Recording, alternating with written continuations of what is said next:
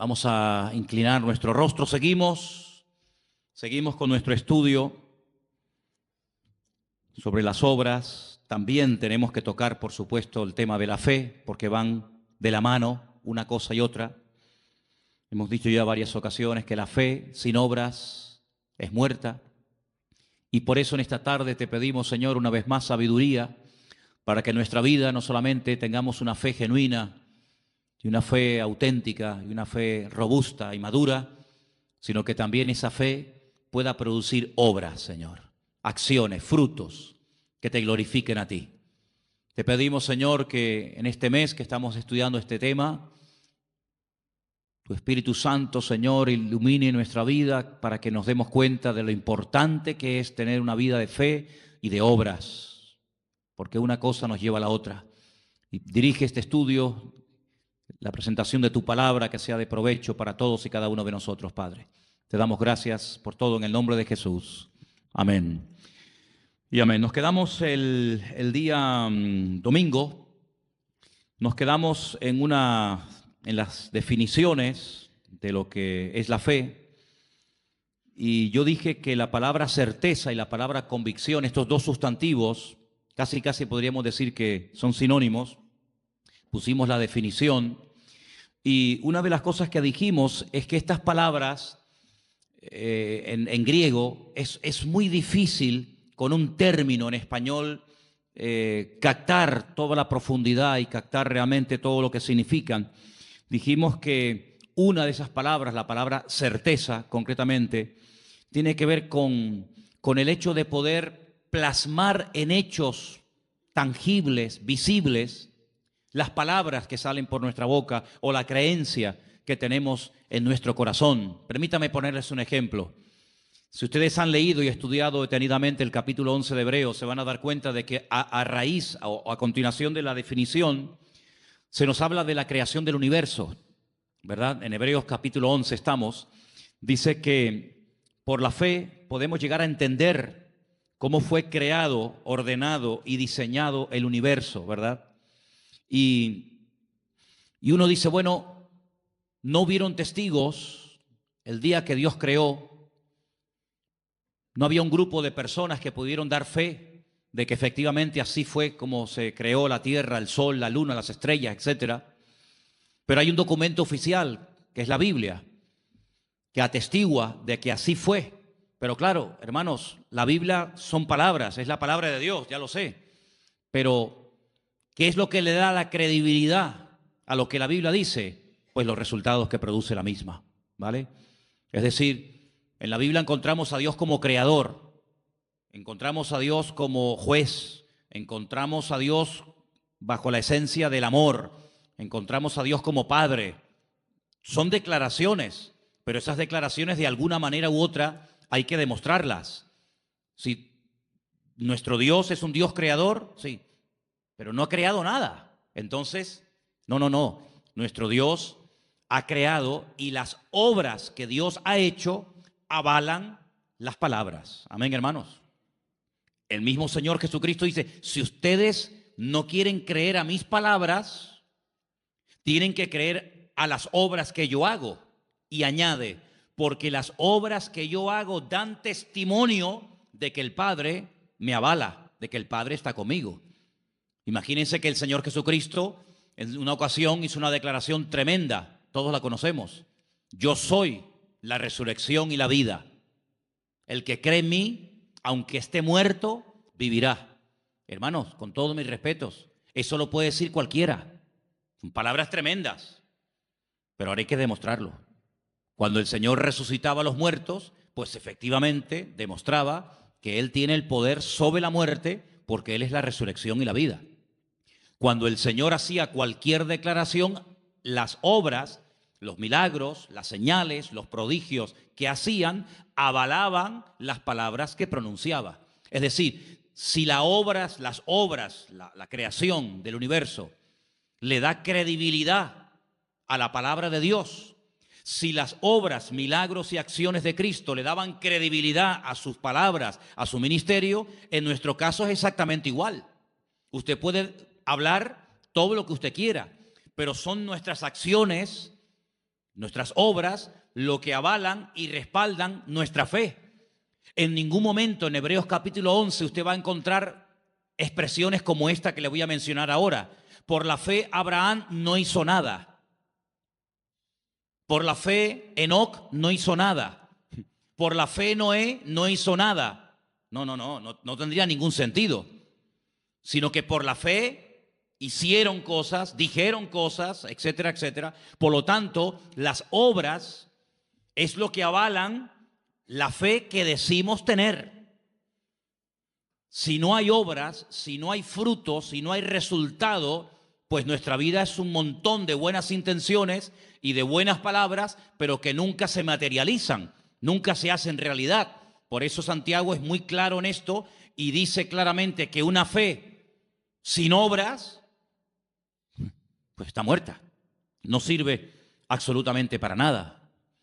La otra palabra que vimos, la palabra convicción, tiene que ver también con una amonestación o una reprensión que le hacemos al mundo natural aplicando los principios del mundo espiritual o del reino de Dios. Hay una parte en el Padre Nuestro que dice, venga tu reino a nosotros, ¿verdad? Hágase tu voluntad, así en el cielo como en la tierra. Si eso es una petición. No todo el Padre Nuestro es una oración de pedir y pedir. Pero hay peticiones en el Padre Nuestro muy interesantes. Una de ellas la que le acabo de mencionar ahora. Venga tu reino, es decir, que lo que tú quieres que se produzca en el mundo natural a través de nuestra vida, de la fe, de la oración, etcétera, se produzcan cambios. Pusimos el ejemplo de Jesús cuando atraviesa el mar en tempestad. Él sabía, porque él era la palabra viviente, que él no moriría ahogado, sino que él moriría crucificado. Por lo tanto, si él sabía perfectamente que no iba a morir ahogado, como temieron los discípulos morir, él lo que hace es que cambia aquella circunstancia adversa y cambia la tempestad en bonanza.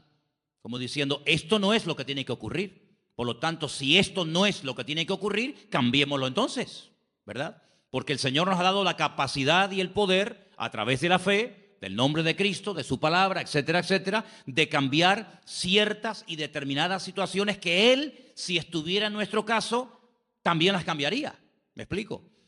Vamos a leer un versículo muy interesante para que nos demos cuenta una vez más, como traté de compartir el domingo, que tenemos que tener una percepción, una lectura, llámelo discernimiento espiritual, más amplio de lo que aparentemente parece que está pasando. El versículo está en Juan, capítulo 4, versículo 35. Juan, capítulo 4, versículo 35. Presta atención a estas palabras porque tiene que ver con la visita de Jesús a Samaria.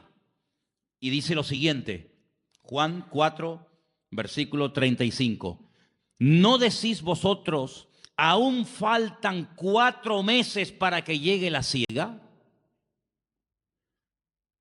Alzad vuestros ojos y mirad los campos, porque ya están blancos para la siega. Si ustedes dicen faltan 4 meses para que llegue el tiempo de la siega, y yo les digo que el tiempo de la siega ya ha llegado. Por lo tanto, hay una diferencia entre vuestra opinión y la mía. Hombre, sabemos que no está hablando de una cosecha de trigo, de maíz. Sabemos que está hablando con términos espirituales, en términos naturales, pero de temas espirituales, ¿verdad? Por lo tanto, la lectura que a veces hacemos de una situación puede ser muy diferente a la lectura que espiritualmente tenemos que darle a una determinada situación. Por ejemplo, hay un momento en el ministerio del Señor Jesucristo que Él anuncia clarísimamente que cuando vayan a Jerusalén, Él va a caer en manos de los judíos y lo van a prender y lo van a maltratar y va a morir y va a ser crucificado. Y claro, uno de sus discípulos, en ese deseo de que no le pase nada a su maestro, le dice, no, Señor, no, que de ninguna manera te acontezca esto. Claro, si hubiéramos estado allí nosotros, hubiéramos dicho, oye, ¿cómo se preocupa Pedro por el Señor, verdad? El Señor está diciendo que lo van a matar y Pedro dice, no, si te van a matar en Jerusalén, vayamos a Capernaum, ¿para qué vamos a Jerusalén? Sin embargo, el Señor no lo felicita. El Señor lo reprende. El Señor le dice, apártate de mí, Satanás. Pues, Señor, sí, es que en este momento está hablando el diablo a través de tu boca. Claro, nadie se dio cuenta de aquello, pero el Señor se dio cuenta de que aquellas palabras bonitas, aquellas palabras aparentemente de amor y de compasión por el Señor, porque lo iban a matar y iban a perderlo, pues no eran palabras basadas en el amor, no venían de parte del corazón del Padre, sino que venían del mismísimo infierno. Era el diablo el que no quería que el Señor Jesucristo fuera a Jerusalén a morir, porque Satanás, que conoce muy bien la Escritura, sabía perfectamente que si el Señor moría en la cruz, se le acababa su autoridad. Por lo tanto, el Señor dice, apártate de mí, Satanás. Luego, cuando el apóstol Pedro, o anteriormente, cuando Pedro dice, tú para mí eres el Hijo del Dios viviente, el Señor lo alaba. El Señor dice, bienaventurado, Pedro, muy bien, estupendo. Ahora sí que has hablado bien, ¿ves? Ahora sí que has acertado, porque esto que has dicho no te lo enseñó tu padre y tu madre, sino te lo reveló mi Padre que está en los cielos. ¿Cómo sabía el Señor, verdad? Cuando hablaba a una persona, ¿cómo sabía discernir la fuente, el origen de esas palabras? Por un lado dice, muy bien, Pedro, bienaventurado eres porque esto no te lo reveló sangre ni carne, sino mi Padre que está en los cielos. Y al mismo Pedro, minutos más tarde, le dice, apártate de mí, Satanás. Es que el discernimiento del Señor era perfecto, era increíble. Entonces puede ser que a veces una persona se esté dejando utilizar por el Señor para hablar a tu vida. Bueno, de hecho, los que compartimos la palabra siempre le pedimos al Señor, de alguna manera u otra, que cuando compartimos la palabra el Señor te hable a través de nosotros. Esa es mi petición. Y yo me alegro mucho cuando termina un culto y te dice la gente, oye, pues hoy el Señor me habló a mí, pero es que resulta que tú no lo sabes, pero a mí me han dicho eso 5 o 6 personas que no tienen nada que ver con tu situación, pero la palabra es tan rica y tan amplia, pues que le habla a todo el mundo, a cada uno en sus circunstancias. Pero no nos engañemos, también puede ser que en un momento determinado lo que hablemos no sea totalmente de parte del Señor. Fíjate tú que el mismo apóstol Pedro tuvo que ser reprendido, ¿no? Por lo tanto, la fe nos sacude, nos amonesta para que nos demos cuenta de que a través de la fe podemos cambiar, debemos cambiar circunstancias y situaciones. Solamente quiero recordarles los 2 ejemplos de los 2 grandes hombres de Dios que hablé de ellos el domingo, David y Elías. Eran 2 personas que se dieron cuenta de que detrás de ese hombre tan grande, tan arrogante, estaba el diablo. Detrás de Goliat no solamente era un ejército de los filisteos, sino que había algo más. Eso es un poder espiritual que está hablando a través de este hombre. Y por otra parte también Elías discernió que ya había llegado el momento de actuar y de confrontar al mundo de las tinieblas con un milagro espectacular que terminaría de una vez para siempre demostrando que Baal era un dios falso y que el Dios de Elías era el Dios verdadero, y todos conocemos la historia, Primera de Reyes 18, en el monte Carmelo. Así que nosotros no andamos por la vista, no andamos por las emociones o por los sentimientos o por lo que oímos o por lo que nos cuentan, sino que dice la Biblia que el justo por la fe vivirá. El texto original, que es un texto del Antiguo Testamento, está en Habacuc, dice que el justo por la fe existirá, logrará existir. La existencia misma depende de la fe, del conocimiento que tengamos de parte del Señor. Yo dije también el domingo, y quiero repetirlo, que la fe del creyente no es una fe loca, no es una fe ciega, no es una fe disparatada, basada en nada. No. La fe del creyente, la fe genuina, la fe del Señor, en nosotros está basada en el conocimiento y en la experiencia. El conocimiento de Él, el conocimiento de su palabra y la experiencia de Él en todos y en cada uno de nosotros. Así que nos movemos por fe, nos movemos porque, en fin, la fe nos ayuda a movernos. Fíjense, por ejemplo, en Hebreos capítulo 11, vamos a ese capítulo, por favor. Hebreos capítulo 11, rápidamente quiero mostrarles algo muy interesante. Ustedes lo han tenido que leer durante toda esta semana. Pues fíjense que, por ejemplo, el primer personaje que se menciona es el caso de Abel, el hermano de Caín, uno de los hijos de Adán y Eva. Dice En el versículo 4, por la fe ofreció. Se hizo algo. ¿Cómo sabemos que Abel tenía fe? Porque ofreció al Señor más excelente sacrificio que su hermano Caín. Luego la fe nos permite ofrecerle, darle al Señor lo que sabemos que tenemos que dar. Cuando no tenemos una fe madura, decimos, hoy, este mes no puedo darle al Señor lo que le corresponde, porque si no, no llego. Pero por la fe dice, yo le doy al Señor lo que le corresponde, porque yo sé que mi Dios no me va a dejar tirado. Pero fíjate el versículo anterior. El versículo anterior dice que por la fe podemos llegar a entender que, bueno, cómo ha sido constituido, formado, diseñado el universo por la palabra de Dios, de modo que lo que se ve fue hecho de lo que no se ve. Es decir, la fe nos permite entender, la ciencia nos permite conocer. Pero no significa que porque conozcas ya sabes o ya entiendes lo que está ocurriendo. Sin embargo, la fe te ayuda a entender misterios y cosas que Dios ha hecho que hasta el día de hoy los científicos no saben cómo explicarlo. Se vuelven locos, que si esta teoría, que si fue así, que si fue asado, que si millones de años por aquí, millones de años por allá. Sin embargo, leyendo el documento oficial que da fe de lo que Dios hizo, podemos no solamente conocer, sino podemos entender, ¿verdad?, las cosas. Hay un versículo tremendo que yo lo quería leer el domingo, se me pasó, y quiero leerlo ahora. Está en Deuteronomio 29:29. Si ustedes pueden aprenderse este versículo de memoria, sería extraordinario, porque es una promesa preciosa que el Señor nos da. Deuteronomio 29:29 dice así: las cosas secretas, ¿a quién le pertenecen? Al Señor nuestro Dios. Los secretos, los misterios que Él no quiso revelar, ahí quedan, en la mente, en la presencia del Señor. Mas las reveladas, ¿para quién son? Para nosotros y para nuestros hijos, para siempre, para que cumplamos todas las palabras de esta ley. Sí, hay cosas que han quedado en secreto, pues ya está. Pues si están en el secreto de Dios, ahí se quedan. Pero hay otras muchas cosas que Dios sí ha querido revelar. Hay otras muchas cosas que Dios quiere que tú y yo sepamos. Pues esas son las cosas que tenemos que estudiar en la palabra. Lamentablemente a veces hay gente que está más preocupada por conocer lo que no ha revelado el Señor que por conocer lo que sí ha revelado el Señor. ¿Te das cuenta? Entonces esa promesa tenla siempre presente en tu vida. Si hay palabras de la Biblia que no entiendes, tú puedes pedirle al Señor en oración, sabiduría, revelación, porque dice que lo escrito, lo revelado, y aquí está todo lo revelado, si no nos hubiera escrito.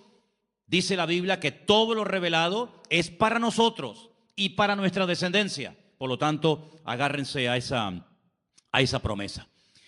Ahora, hay personajes en el capítulo 11 del libro de la carta a los Hebreos que la verdad es que podríamos estar hablando años sobre ellos. Pero los tres primeros personajes yo los llamo los tres solitarios. Y esos tres solitarios son Abel, el segundo es Enoc, versículo 5, y el tercero, en el versículo 7, es Noé. Abel, Enoc y Noé. Tres personajes que son tres solitarios. Y una de las cosas que a mí me gustaría en estas clases o estudios o mensajes que estamos dando durante este mes de enero es que con la ayuda del Señor podamos llegar a tener claro en nuestra mente cuáles son las características o la estructura espiritual de una prueba. Es decir, si yo le pregunto a alguna hermana aquí presente, ¿me podría dar usted los ingredientes de un buen potaje de lentejas? Pues me diría, mira, las lentejas, primero lógicamente llevan lentejas, ¿no? Y esto, y se le puede poner esto, y se le puede poner aquello. ¿Y me podría dar usted la receta de cómo se hace una buena paella? Y te dirían, pues mira, una paella pues lleva esto, lleva aquello. Muy bien. Luego tú ya sabes para hacer algo lo que te hace falta. Si no tienes todos esos ingredientes, difícilmente te saldrá la comida como tenía que salir. En el sentido espiritual, yo les pongo como tarea, no solamente a los jóvenes, sino a toda la iglesia, lo siguiente. Tomen, por ejemplo, en una libreta y comiencen a apuntar basándose en vidas, en personajes de la Biblia que fueron tremendamente probados. Les sugiero a Abraham, les propongo la vida de José, les propongo la vida de David y otros muchos que ustedes conocen. Lean sus biografías, lean las pruebas por las que tuvieron que pasar y vayan apuntando características de una prueba. Una característica podría ser, por ejemplo, el sentirse solo. Generalmente el que está siendo probado, una sensación que suele experimentar es la soledad, ¿verdad? Elías se sintió solo, David se sintió solo, José se sintió solo y otros personajes. ¿Cuál es la estructura bíblica? ¿Cuáles son las características básicas y elementales de una prueba? Y te vas a dar cuenta de que en todas y en cada una de las pruebas, el elemento, el ingrediente de la fe es indispensable para saber cómo encajar esa prueba, cómo reaccionar ante esa prueba, cuánto tiempo suelen durar las pruebas en la vida de las personas de la Biblia, porque las pruebas son temporales, no son permanentes. Uno está siendo probado desde el 1 de enero hasta el 31 de diciembre. En este año vamos a ser probados, pero no todos los días. Habrá momentos como de descanso, ¿no? Pero fíjense estos tres personajes. Miremos al primero, Abel. En aquel momento, aparentemente, según la Biblia, aunque hay indicios de que a lo mejor nació en el momento del parto de Abel y de Caín alguna hermana, pero leyendo la Biblia, digamos en español, vemos que estaba Adán, su madre Eva, su hermano Caín y él. Bien. Sus padres se habían rebelado contra el mismo Dios por desobediencia, por haberle hecho más caso a la voz del diablo que a la voz del Creador. Son expulsados del lugar más maravilloso y fantástico que jamás el Señor haya creado en este planeta Tierra, llamado el Gan Edén, el Jardín del Edén. Son expulsados. Nunca vemos en la Biblia a Adán y a Eva presentando sacrificios, ofrendas, como había enseñado el Señor. Nunca los vemos. Nunca vemos a Adán y a Eva tratando de volver a recuperar aquella comunión que llegaron a tener con el Señor en un principio. De los cuatro mencionados, Adán, Eva, Caín y Abel, al único que vemos verdaderamente íntegro y justo, como dice la Biblia, tratando de hacer las cosas decentemente y con orden, como Dios manda, de los cuatro, uno solo, Abel. Ni siquiera tenía el apoyo de su hermano, porque su hermano sabemos que al final terminó levantándose contra él y asesinándolo, quitándole la vida. Era un solitario. No vemos que tenía el apoyo de sus padres, no vemos que tenía el apoyo de sus hermanos. Criado en un ambiente donde recientemente habían sido expulsados sus padres del Jardín del Edén, pero a pesar de tenerlo aparentemente todo en contra, él sabe que hay una forma bíblica, una forma enseñada por el mismísimo Creador de acercarse a él. Y él lo que hace es lo que Dios dice. Le trae al Señor una ofrenda que dice que aunque lo terminó matando su hermano, la sangre y la ofrenda de Abel hablaba a su favor. Era como un testigo, no mudo, pero como un testigo delante de la presencia del Señor, hasta el punto que cuando le pregunta el Señor a su hermano Caín, ¿dónde está tu hermano Abel? Y él le responde de una forma irónica o arrogante, ¿soy yo acaso guarda de mi hermano? ¿Yo qué sé? El Señor le dice, la voz de la sangre de tu hermano Abel llega a mi presencia. Es decir, que hay algo que atestiguaba de que esa persona era inocente. Dice la Biblia que era justo, pero sin embargo, a pesar de que era una buena persona, en ningún momento vemos que Dios le habla. Yo no veo a Dios hablándole a Abel. Veo a Dios hablándole a Adán y a Eva, pero a Abel nunca. Sin embargo, veo al Señor hablándole a su hermano Caín, al desobediente, al rebelde, al que presenta una ofrenda incorrecta, le habla, lo amonesta y le dice, si hicieras las cosas bien, ¿no podrías dejar el pecado a la puerta? Como diciendo, ¿no dominarías tú sobre el pecado? Claro, pero es que el problema es que Caín, aunque oyó a Dios audiblemente en varias ocasiones, no cambió. Porque una de las cosas que dijimos el domingo, que no hay ninguna garantía de que yo conozca la verdad y actúe en obediencia a esa verdad. Es más, hay gente que sabe que algo le puede estar haciendo daño o lo está matando y aún así siguen haciéndolo. Y tenemos infinidad de ejemplos, tanto en la Biblia como fuera de la Biblia, como hoy en día. Conocemos a personas que incluso han entendido el Evangelio y le han dado las espaldas a Dios y no han querido obedecer la palabra. Luego el conocimiento es importante, pero cuidado, el conocimiento puede ser la mayor bendición para tu vida o puede ser la peor tragedia, en el sentido de que el conocimiento te da vida o te mata. Porque ahora sabes y ahora no hay excusa. Como dice Pablo a los romanos, hablándole a los judíos en la carta a los romanos, dice, no tienes excusa. No tienes excusa porque tú sabes, tú conoces desde niño la palabra del Señor, pero no la pones en práctica en tu vida. ¿Te das cuenta? Por lo tanto, Abel es mencionado porque es una persona que la fe que tuvo le ayudó a obedecer, le ayudó a desprenderse de algo que a lo mejor humanamente hablando le hacía falta, pero que como él sabe qué es lo que Dios espera de él lo hace. Luego la fe nos permite entender los misterios de Dios, la creación de Dios, la obra de Dios. La fe nos permite ofrecerle a Dios, darle al Señor lo que le corresponde. Pero fijaros que, por ejemplo, en el caso de Enoc, que ya es la séptima generación, ¿vale? Enoc vivió en la séptima generación después de Adán y Eva. Era un hombre, si ustedes leen su vida, lo poquito que nos dice la Biblia de Enoc, dice que era un hombre que tuvo hijos e hijas. Un hombre que llevaba aparentemente una vida normal, un hombre casado, repito, con hijos y con hijas.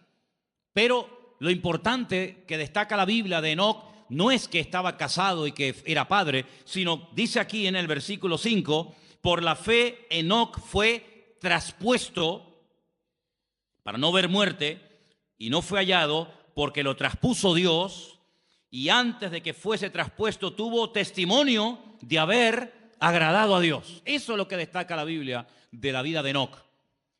Pero curiosamente, aunque la Biblia nos dice que Enoc no murió, que el Señor lo llevó en vida a su presencia, como hizo también con otro personaje llamado el profeta Elías, a pesar de que la Biblia nos dice que estaba casado, de que era padre, de que era la séptima generación después de Adán y Eva, resulta que hay una pequeña carta en el Nuevo Testamento, que es la carta de Judas, que si quieren pueden venir conmigo, por favor, y ustedes van a encontrar unas palabras muy interesantes que nos habla la Biblia acerca de este personaje llamado Enoc. En la carta de Judas, ¿verdad? Lo tenemos ahí casi al final del Nuevo Testamento.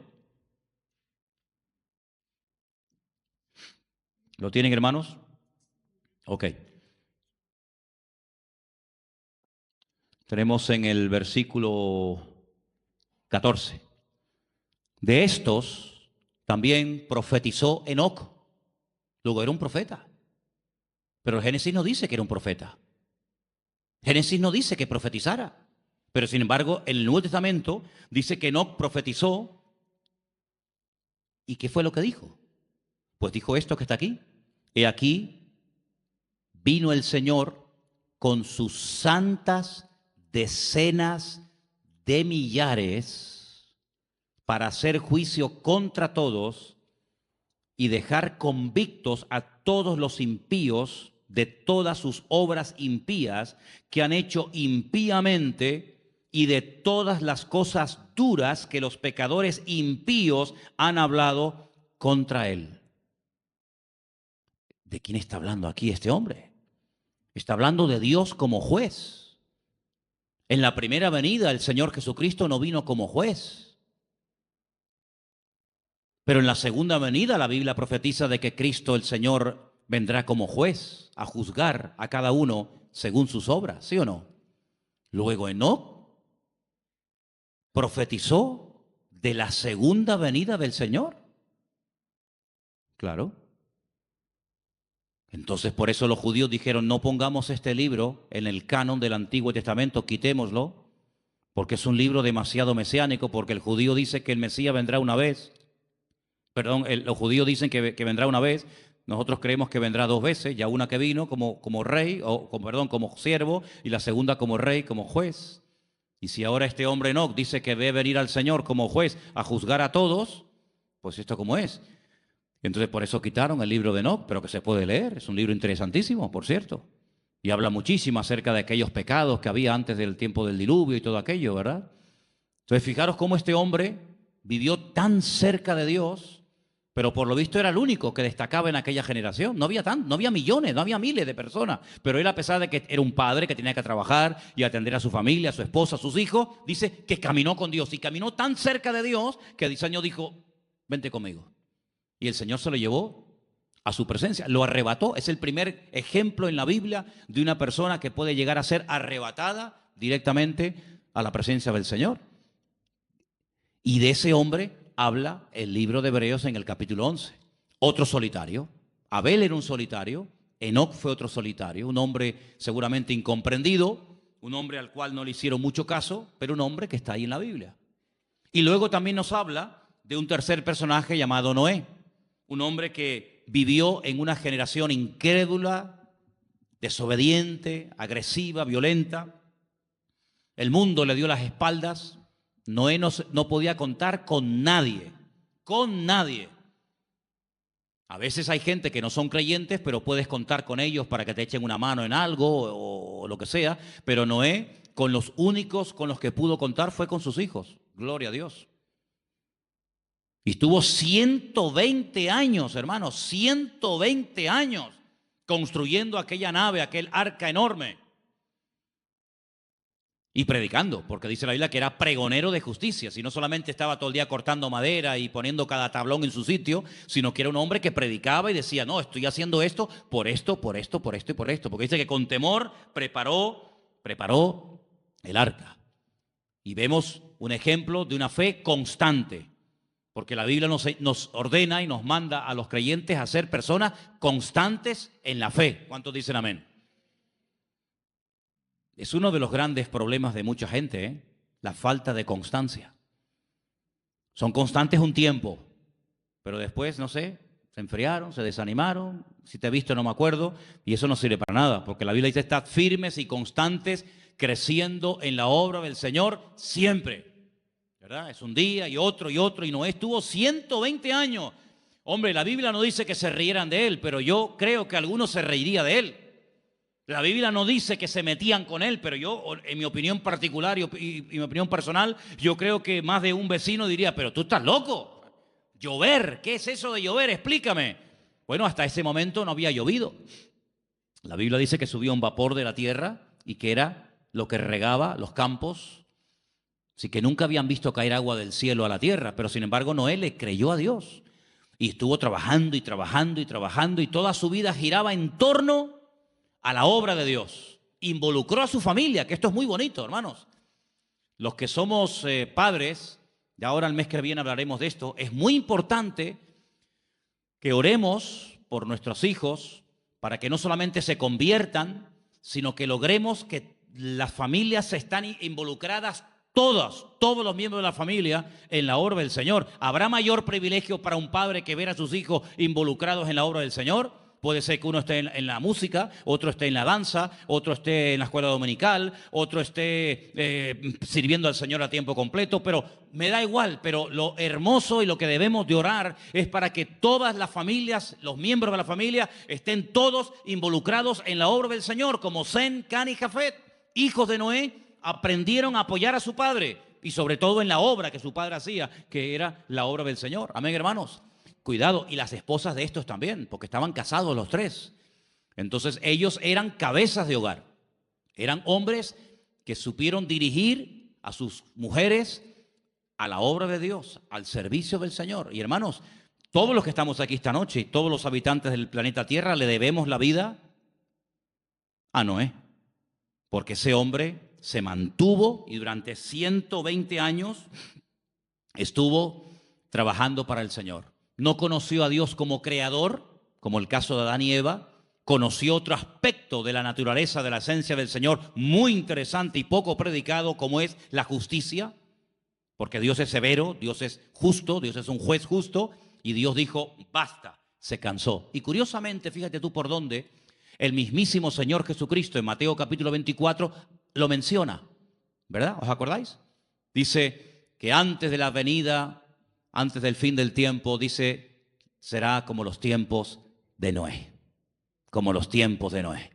¿Cómo eran los tiempos de Noé? Léalo, estúdielo, y así serán nuestros tiempos, porque dice la Biblia que como que se vuelve a repetir otra vez la historia. Así que estos tres personajes yo los llamo los tres solitarios. Abel, sin apoyo de la familia ni de su hermano. Enoc, solito, caminando con Dios, no se menciona a nadie más en ese tiempo. Y después también Noé, una persona que fue fiel al Señor hasta las últimas consecuencias. Ahora vamos a leer algunos versículos en esta noche. El versículo que vamos a leer ahora de Romanos 10, 16, ya se leyó el domingo. A mí me gustaría que algún hermano entre nosotros, que yo le había pedido a Priscila que me leyera estos versículos, pero, perdón, yo es que te estaba buscando, pero como no te veía, ok, perdón. Romanos 10, 17, pero vamos a leerlo como dice la Biblia y no como lo mencionan muchos. ¿Se acuerdan lo que dije el domingo? ¿Qué dice la gente por ahí? Hermano, la fe viene por oír y por oír la palabra de Dios. Pues no, Señor, eso no dice la Biblia. La Biblia dice, Romanos 10, 17. Así que la fe es por el oír y el oír por la palabra de Dios. La fe es, no dice que viene, la fe es, ¿verdad? Es decir, el elemento indispensable para que nuestra fe se mantenga firme, ¿cuál es? La palabra. Por eso dice el apóstol Pablo que la palabra, que es el medio por el que viene la fe, abunde en abundancia en vosotros. Y yo creo que no digo ningún disparate cuando diga esto. Cuanto más palabra, cuanto más conocimiento del Señor usted tenga a través de su palabra, más robusta será su fe. ¿Cuántos dicen amén? Cuanto más ignorante sea usted de la palabra de Dios, más débil será su fe. ¿Por qué hay momentos en los que uno dice, yo no tengo ningún temor? ¿De dónde le viene a usted esa fortaleza? De las promesas de la palabra de Dios. El Señor es mi pastor y nada me faltará. Pero si usted no supiera la palabra, ¿a qué se agarra? Luego, nosotros no hemos tenido un contacto directo y personal, por ejemplo, como tuvieron los discípulos con el Señor Jesucristo. Ya nos hubiera gustado a nosotros, digo yo, haber estado debajo de una higuera o de una palmera o en la barca o en una montaña escuchando predicar y enseñar al Señor. Si yo les preguntara esta tarde, ¿a ustedes a quién les gustaría que estuviera predicando debajo de una palmera? ¿Manolo Sierra o el Señor Jesucristo?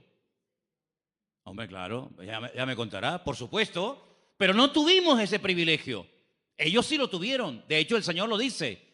Cosas que los profetas y reyes desearon ver y oír, y no vieron ni oyeron. Ustedes tienen ese privilegio. Pero a nosotros nos ha llegado el conocimiento de la palabra por transmisión, de generación en generación. ¿Cuántas generaciones calculamos el domingo que habían pasado desde Cristo hasta nosotros hoy en día? Unas 50 generaciones. 50 generaciones. Calculemos que cada generación es aproximadamente 40 años. Pues bueno, 50 por 4, ¿cuánto es? Pues eso. 5 por 4, 2000 años, ¿vale? 40 años por 50, 2000 años. Y usted dice, 2000 años. 2000 años no es nada, hermano. No es nada. 2000 años no es nada. Son 2 días. ¿O no? La Biblia dice que para el Señor 1000 años es un día. Han pasado 2 días. 2 días. Para el Señor son 2 días. Y claro, después a nuestros hijos en la escuela le obligan a creer que este hueso o que este fósil tiene 250 millones de años. Y nadie dice nada, porque lo dijo fulanito de tal.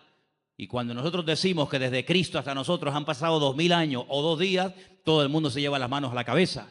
Pero hermanos, es la pura realidad. Yo llegué a conocer a mis bisabuelos.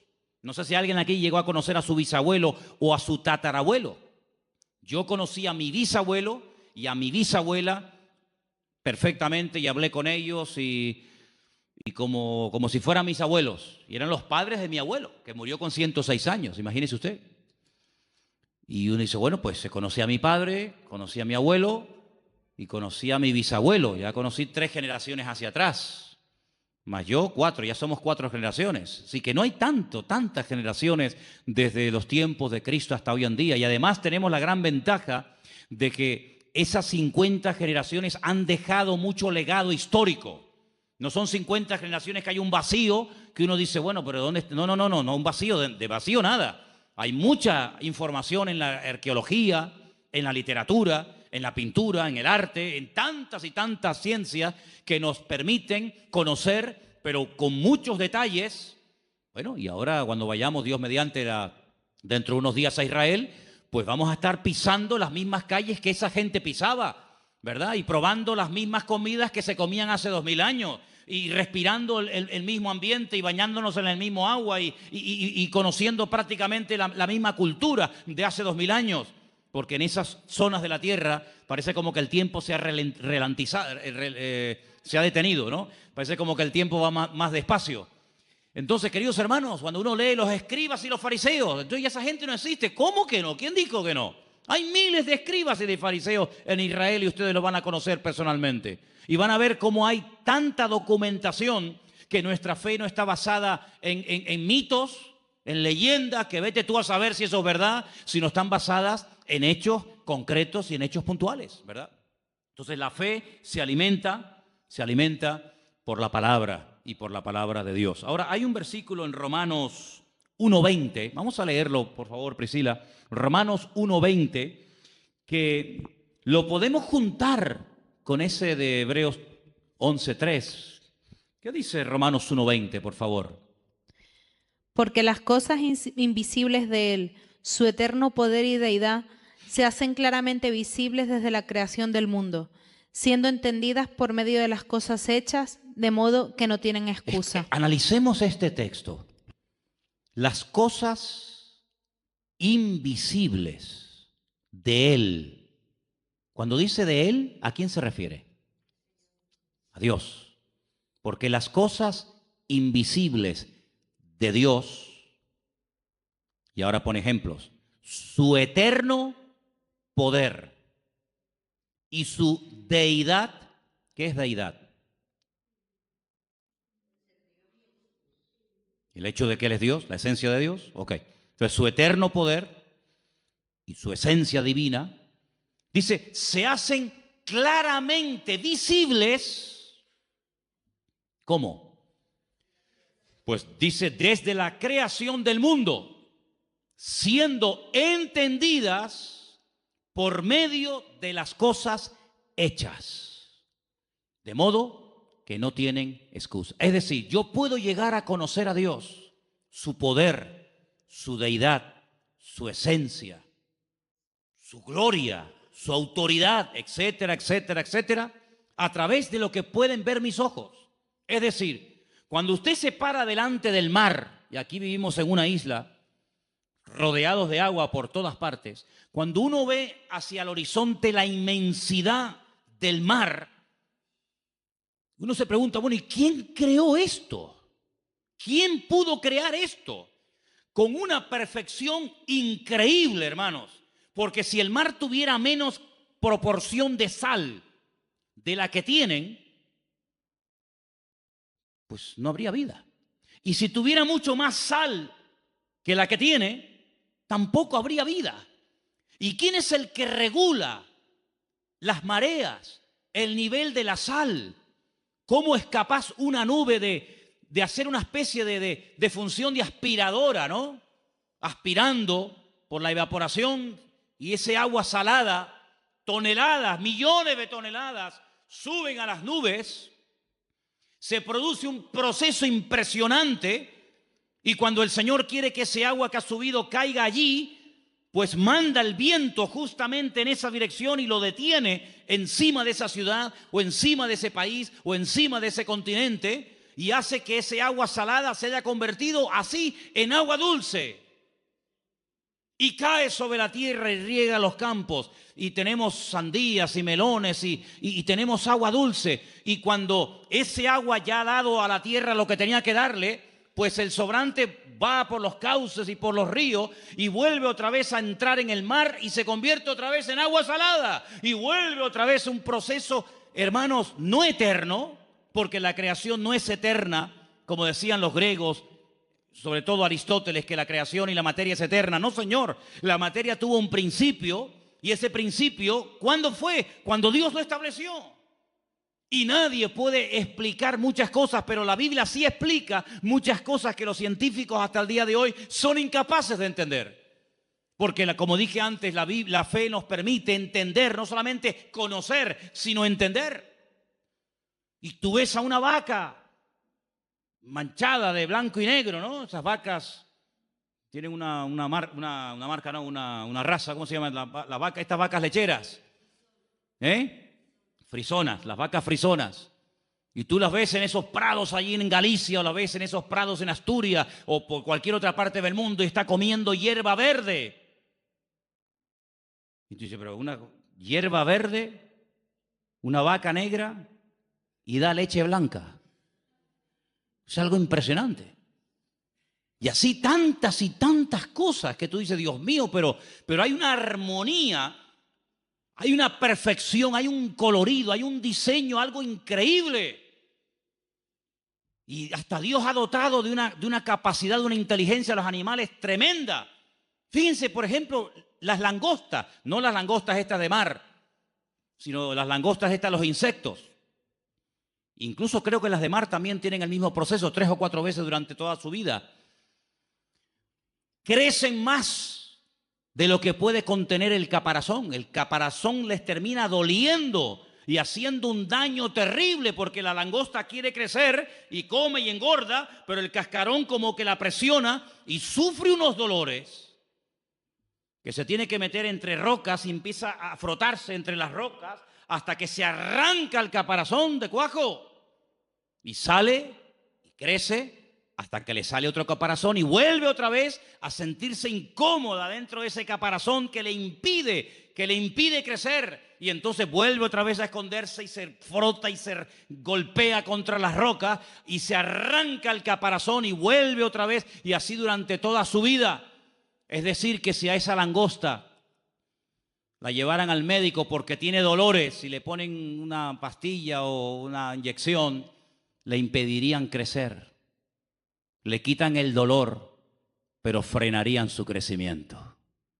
Luego el dolor es lo que hace que se desprenda de lo que le oprime para que pueda seguir creciendo. Es decir, el Señor en nuestra vida a veces nos presiona y nos prueba para que entremos en su presencia y Él nos quite lo que nos oprime el crecimiento, para que podamos seguir creciendo y avanzando para la gloria del Señor. ¿No es sabio el Señor? ¿No es sabio el Señor? Y hay gente que cuando ve una abeja parece que han visto un dinosaurio y salen corriendo. Pues la vida en el planeta Tierra sin las abejas sería totalmente imposible. No habría vida sin abejas. ¿Qué te parece, amigo? Son cosas que uno dice, Dios mío, hay una perfección. Y es que la creación es un reflejo del poder de Dios, de la deidad de Dios. ¿Quién es el que hace que el sol siempre salga por el mismo sitio y se vuelva a ocultar por el mismo sitio, año tras año, siglo tras siglo, milenio tras milenio? Es algo increíble, ¿verdad? Y cómo son la naturaleza, hay frutos para el verano, hay frutos para el invierno, hay frutos para esto, hay frutos para aquello. Si una perfección absoluta, dice que viendo todo eso, que es lo visible, son las obras visibles del Dios invisible, llegamos a la conclusión de que tiene que existir una mente, y es la mente y la presencia de nuestro Dios. ¿Cuántos dicen amén? Pero el hombre es tan bruto, tan cerrado de mollera, que no quiere aceptar que hay un creador. Mira, hay gente atea que no tiene problema en aceptar y en admitir que hubo una persona llamada Jesucristo. No tiene ningún problema, porque sería una barbaridad no querer reconocer que hubo un personaje en la historia llamado Jesucristo. Pero ese mismo ateo, cuando le hablas de que ese Jesucristo antes de humanarse, antes de encarnarse, era Dios en la eternidad, ahí no quieren llegar. ¿Por qué? Porque aceptar que hay un creador significa que hay un dueño.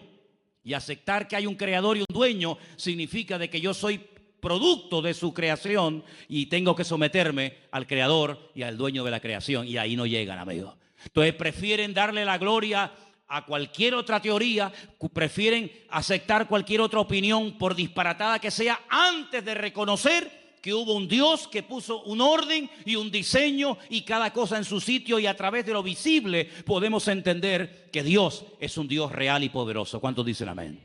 Entonces, sin fe es imposible agradar a Dios.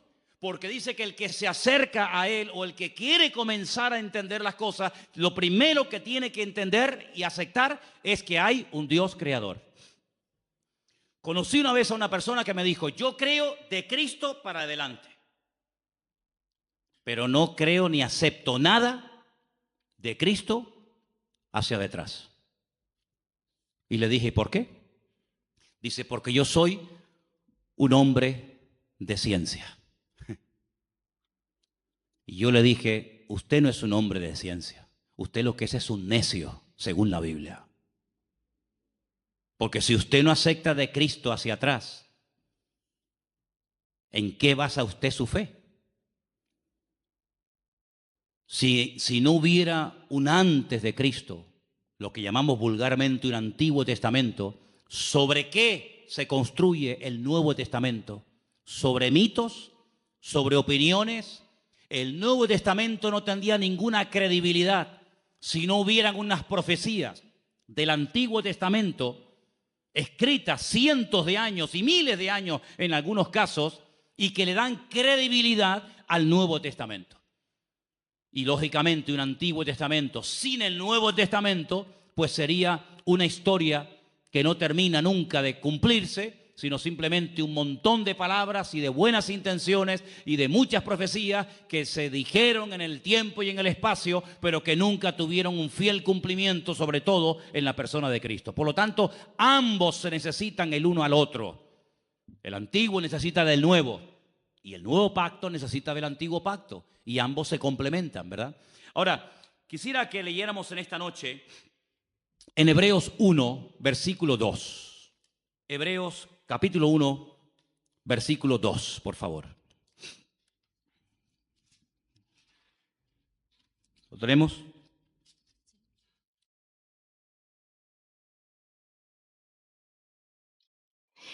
En estos postreros días nos ha hablado por el Hijo, a quien constituyó heredero de todo, y por quien asimismo hizo el universo. En estos postreros días. ¿En qué postreros días? ¿En los que se escribió Hebreos o en estos? Porque hoy en día estamos más en los postreros días que hace 2000 años cuando se escribió la carta a los hebreos, ¿sí o no? Si en aquellos tiempos ya se estaba hablando de los postreros días, imagínense nosotros hoy en día. En estos últimos días nos ha hablado por el Hijo, a quien constituyó heredero de todo. ¿Quién lo constituyó heredero de todo? El Padre. Bien. Y por quien asimismo hizo el universo. ¿Quién hizo el universo? ¿Dios o Jesucristo?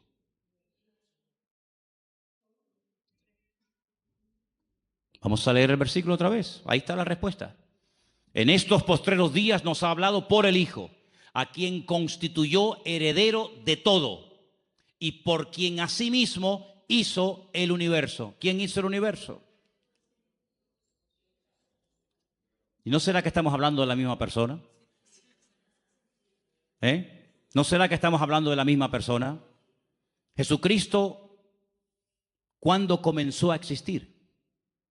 A existir. Jesucristo siempre ha existido. Es un ser eterno, no es un ser creado. Pero la Biblia dice que nació en Belén de Judea.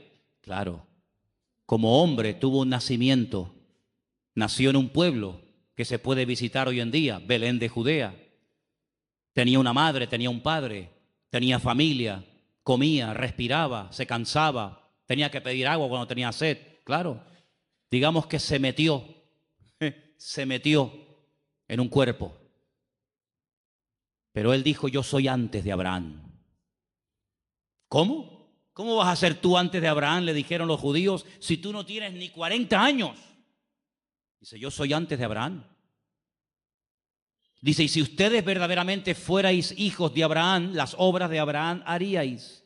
Y si ustedes verdaderamente creyerais en los escritos de Moisés, me tendríais que obedecer a mí, porque de mí escribió Moisés. Luego, ¿qué quiere decir esto?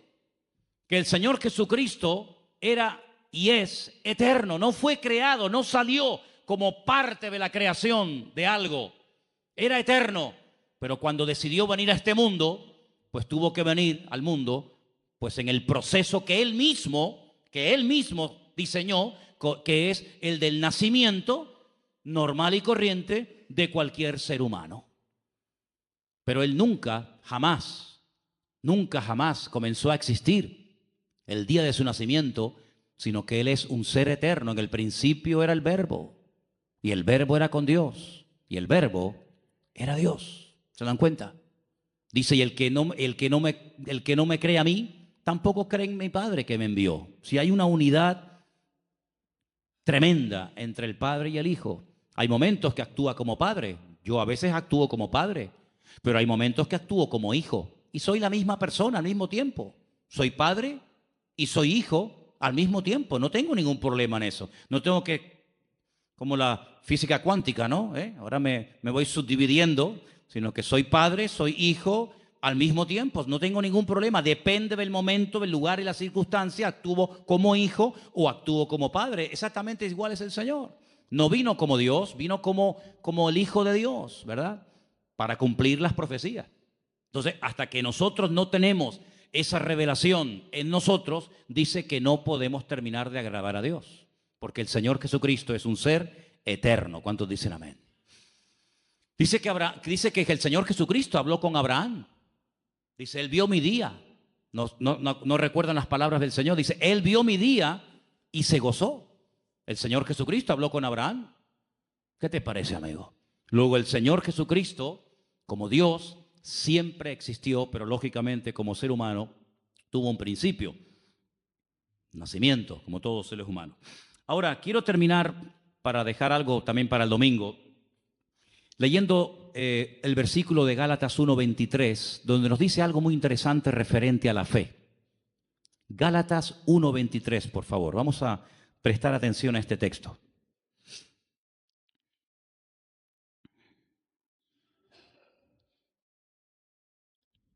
Y dice, solamente oían decir, aquel que en otro tiempo nos perseguía, ahora predica la fe que en otro tiempo asolaba. Dice que Pablo predicaba la fe que antaño perseguía.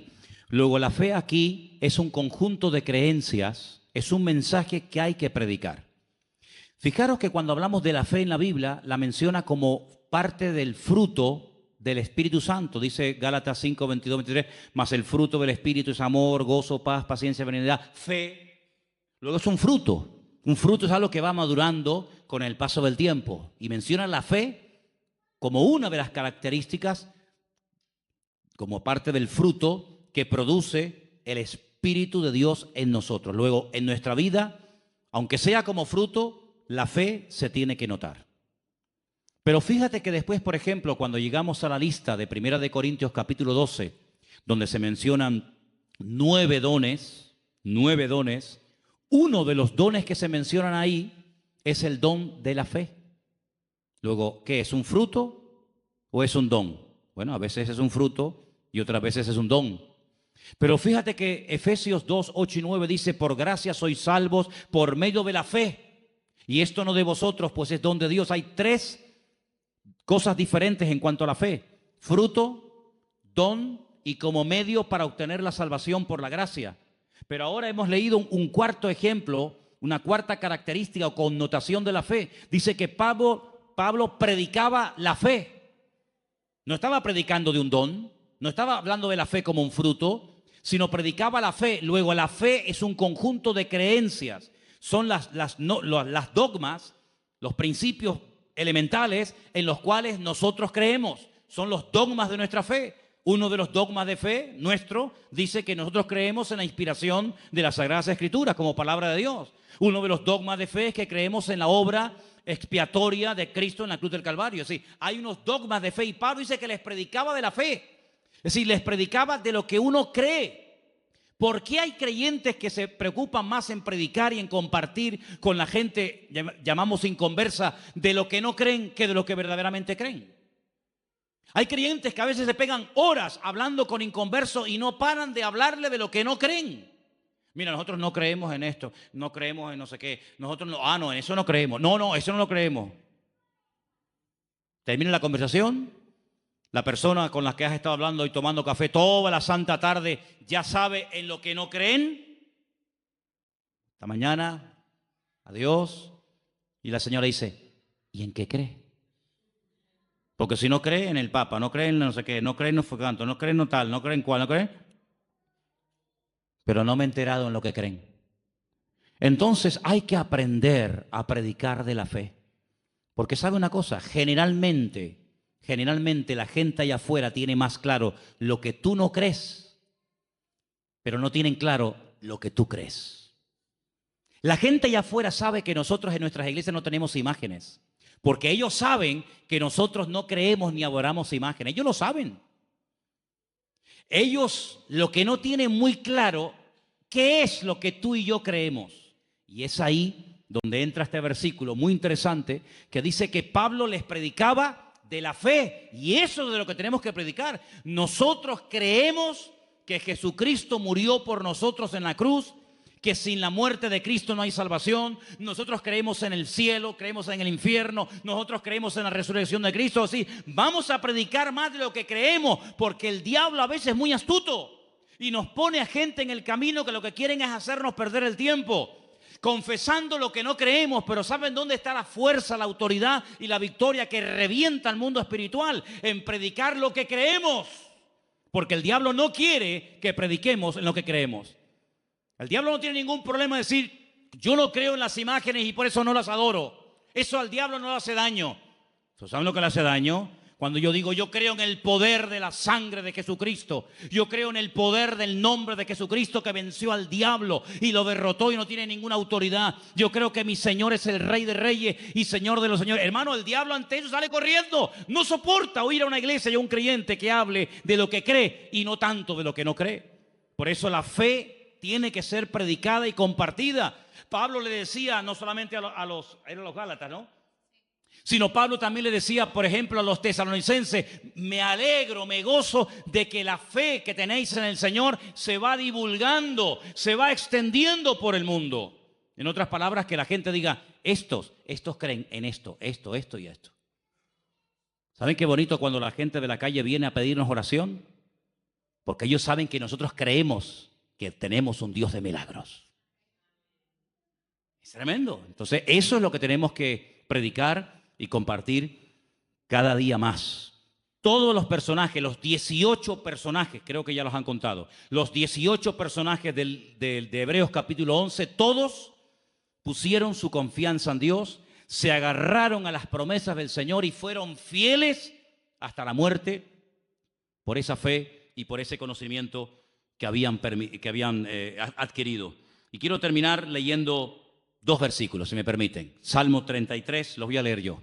Salmo 33, versículo 6 y Salmo 33, versículo 9. Repito, Salmo 33, versículo 6, y dice así, por la palabra de Dios fueron hechos los cielos, y todo el ejército de ellos por el aliento de su boca. ¿Dios tiene ejércitos? Una vez en un campamento de jóvenes en la península, en un tiempo de preguntas, el pastor me dijo, oye, ¿por qué no dejas a la gente que te haga preguntas? Y digo, vale. Y un chico se levantó y me dice, es que yo no termino de entender por qué a Dios se le llama al Dios de los ejércitos. Y yo le dije, es que Dios no es un pacifista. A Dios le encanta la guerra. Y se quedó así como asustado, ¿no? Pero cuidado, espérate. Cuando el Señor habla de sus ejércitos, hay dos aplicaciones de esa expresión. Los ejércitos de Dios habla de su creación, de las estrellas, los astros, todo el firmamento, pero también habla de sus ángeles. En el mundo espiritual hay guerra, ahora mismo hay guerra. Los ángeles, cada vez que la iglesia se pone a orar o a ayunar, cada vez que un cristiano dobla sus rodillas ante la presencia del Señor, los ángeles, hermanos, se revolucionan en el mundo espiritual que ni te imaginas. Hay guerra en el mundo espiritual. No hemos sido creados y diseñados, salvo alguna excepción para ver eso, pero yo te puedo asegurar que todo lo que ocurre aquí en la tierra es simplemente una sombra, un reflejo, ¿verdad?, de lo que está ocurriendo en el mundo espiritual. El Señor nos ha diseñado de esa manera que todo lo natural puede proyectar sombra, ¿verdad? Nuestra sombra se proyecta, la sombra no es real, el real soy yo, pero lo real puede reflejar sombra. En el cielo, las batallas que se producen en el cielo, ¿verdad?, entre ángeles y demonios, se reflejan como sombra en la tierra. Entonces vemos guerras por aquí, guerras por allá. Todo eso es simplemente la punta, es como el iceberg. Tú ves a un iceberg y ves una montaña de hielo, pero hay más por abajo que por arriba. Bueno, pues el mundo espiritual es al revés, ¿verdad? Lo grande, lo poderoso se lleva arriba y en pequeña escala se lleva abajo. Está como al revés, el orden está invertido. En la Biblia el futuro está en pasado y el pasado está en futuro. Entonces las mayores guerras que se están librando ahora mismo en el mundo no son aquí en la tierra, son en el mundo espiritual. Pablo dice que nuestra lucha, ¿a quién le habla? A los cristianos. Nuestra lucha no es contra sangre y carne, pero dice que nuestra lucha. Luego hay lucha, hay batalla. Habla de yelmo, de espada, de coraza, ¿verdad? Nuestra lucha es contra principados y contra potestades, contra gobernadores de las tinieblas en las regiones celestes, contra huestes espirituales de maldad. Luego hay una batalla. Pablo dice, yo he peleado la buena batalla, pero ¿cuándo te vimos a ti cogiendo una espada y matando a nadie? No, es que él habla de una batalla espiritual. Peleamos contra demonios, peleamos contra poderes espirituales, ¿verdad? Y la iglesia tiene la obligación de pelear ahí, porque lo que no ganes arriba no lo va a ganar abajo. Hay gente que quiere ganar aquí, pero primeramente hay que ganar allí para atar allí, para soltar aquí, dice la palabra, ¿verdad? Entonces, cuando uno va a la palabra, uno se encuentra de que Dios hizo los cielos con el poder de su palabra y todo su ejército. Bueno, lean ustedes el libro de Daniel. Hay momentos en los que Daniel oraba y ayunaba y no habían cambios. Y cuando se le presenta al ángel Gabriel y le dice, pero, ¿qué pasa? Dice, es que hace 21 días que llevas orando y ayunando, pero es que hemos estado peleando, hemos estado ahí peleando contra el príncipe tal, contra el príncipe cual, y he venido para darte sabiduría y para darte entendimiento. Si te das cuenta que hay batallas que hay que librarlas fuertemente en la presencia del Señor, para obtener respuestas. El Señor le dijo un día a los discípulos, ¿sabéis una cosa? Sobre todo tú, Pedro, escúchame bien. Satanás ha venido y os ha pedido y os va a zarandear a todos como al trigo. ¿Cuándo hablaste tú con el diablo? ¿O cuándo el diablo habló contigo? ¿Cuándo pasó eso? Que ustedes no se enteran. Ustedes no ven eso. Pero es que el diablo os va a zarandear como al trigo. Porque el Señor sabía. ¿O por qué te crees que el Señor dedicaba tanto tiempo a solas en batalla? Pues las batallas espirituales, las guerras espirituales que tuvo que librar el Señor tuvieron que ser tremendas, ¿verdad? Entonces, hermanos, vemos que el Señor creó los cielos, la tierra, pero también el ejército de Dios. Y el versículo 9 dice, porque Él dijo y fue hecho. Él mandó y existió. Repito, ese versículo 9 es tremendo. Él dijo y fue hecho. Y si no hubiera dicho, pues no se hubiera hecho. ¿Cuándo se produjo el cambio? Cuando Él dijo, automáticamente se produjo. Él mandó y existió. Luego, hermanos, aquí tenemos en nuestras manos algo tremendamente poderoso que hay que saber manejarlo. Tenemos un poder impresionante que es el poder de la fe, pero que no va a producir cambios a menos que salga por nuestra boca y por nuestras acciones el poder que tiene la fe. Eso es como si usted tiene una escopeta o un rifle, pero no tiene munición. No produce ningún problema. Usted tiene que apretar el gatillo para que salga el cartucho y para que haga lo que quiere que usted haga. Exactamente es igual. Hay un poder, hay una capacidad, hay una autoridad que el Señor ha puesto en nosotros. Es una dinamita, es un poder tremendo que Dios ha puesto en nosotros. Pero cuando actuamos en fe, cuando declaramos palabra de fe, cuando nuestras acciones avalan nuestras palabras y nuestras palabras nos llevan a la acción, hermano, eso es una combinación increíble, es algo tremendo. Por eso es muy importante que si usted en un momento determinado no sabe cómo orar, dígale al Espíritu Santo, dígale al Señor, ora a través de mi boca. Porque dice que el Espíritu puede llegar a orar con nosotros y por medio de nosotros, porque Él conoce cuál es la voluntad del Padre. Hay gente que en esta dimensión de oración no sabe moverse. Saben moverse en la petición, saben moverse en lo cotidiano, pero que el Espíritu ruegue con gemidos indecibles delante del Padre a través de mí, hay muchos que no saben, no tienen ni idea de lo que estoy hablando. Por eso, este tema que estamos hablando de la fe y las obras es lo que va a marcar la diferencia. Porque si nuestro Dios no hubiera hecho nada, pues sí, tú dices que eres muy poderoso, pero tú no has hecho nada. Tú dices que eres creador, pero yo no he visto que has creado nada. Desde el principio del mundo aquí no ha creado nada. Pero todo lo que nos rodea da crédito a la palabra de nuestro Dios. ¿Qué es lo que le da crédito a la obra de Cristo? Las obras que hizo. Bien. ¿Qué es lo que le va a dar peso a su fe? ¿Lo que usted dice? No, lo que usted haga. Y si usted no hace, su fe está muerta. Así que el domingo, Dios mediante, tendremos el último mensaje sobre este tema. Haremos un pequeño repaso, pero ampliaremos un poco más el tema de la fe y de las obras. Pero yo quiero preguntarles a todos ustedes en esta noche, en este mes que estamos hablando de este tema, yo dije al principio, cuando les propuse que íbamos a hablar de esto este mes, que sería muy bueno que nos propusiéramos hacer alguna obra, algo que nos lleve a la acción. ¿Se acuerdan? ¿Lo estáis haciendo? Nuevamente vengo al púlpito con material. Ayer compramos Nuevos Testamentos. Y ayer compramos este Evangelio según San Juan, que cuando lo vi me quedé enamorado, porque ha sido de todos los evangelios que se venden a veces por ahí, el que mejor presentación y mejor calidad he visto de verdad.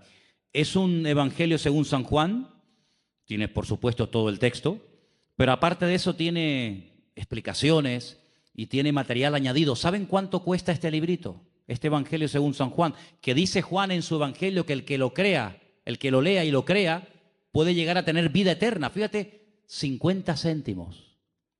Si una persona lee el Evangelio según San Juan y cree en Jesucristo a través de estas palabras, puede llegar a tener vida eterna. Y esta tarde me tomé un cortado aquí porque no vino mi hermana doña Carmen a hacérmelo. ¿Y saben cuánto me cobraron? 80 céntimos.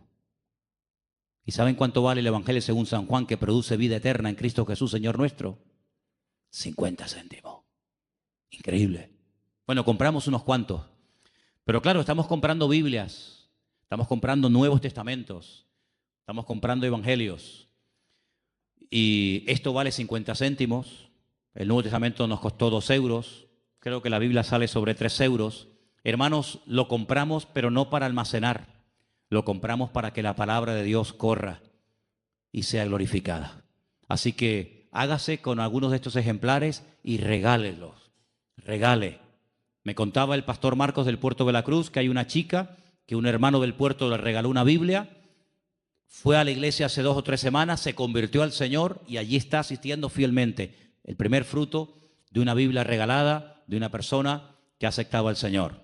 Hay miles y miles de personas que todavía no tienen un ejemplar de la palabra de Dios en su mano. Hermanos, vamos a esforzarnos para que la palabra de Dios corra y sea glorificada. ¿Cuántos dicen amén? Háblense con Margarita, ella es la responsable de este material.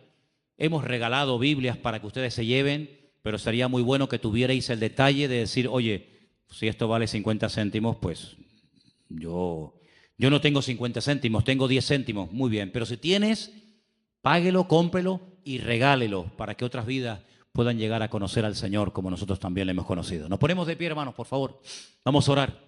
Vamos a pedir la bendición de Dios sobre esta palabra que escuchamos hoy y que el Señor nos ayude, atesoren esta palabra en su corazón, pero sobre todo pónganla en práctica, porque así crece la fe, oyendo y actuando.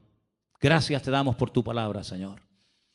Pedimos, Señor, que tú nos ayudes a ponerla en práctica y que tú nos pongas gente delante, que tú nos des oportunidades cada día para que podamos, Señor, hablarles de ti y podamos manifestar a través de nuestras vidas las maravillas que tú has hecho en cada uno de nosotros. Bendice a tu iglesia, Señor. Gracias por este material que estamos pudiendo comprar. Señor, que podamos distribuirlo a gente realmente hambrienta y sedienta de ti y que veamos vidas que comiencen a abrir sus corazones a la presencia del Señor, a creer en ti y en tu palabra a través de tu bendita palabra, Señor. Gracias te damos, Dios mío, por este tiempo que hemos podido escudriñar tu palabra. Sigue con nosotros el resto de este día y el culto en el nombre bendito de Jesús. Amén.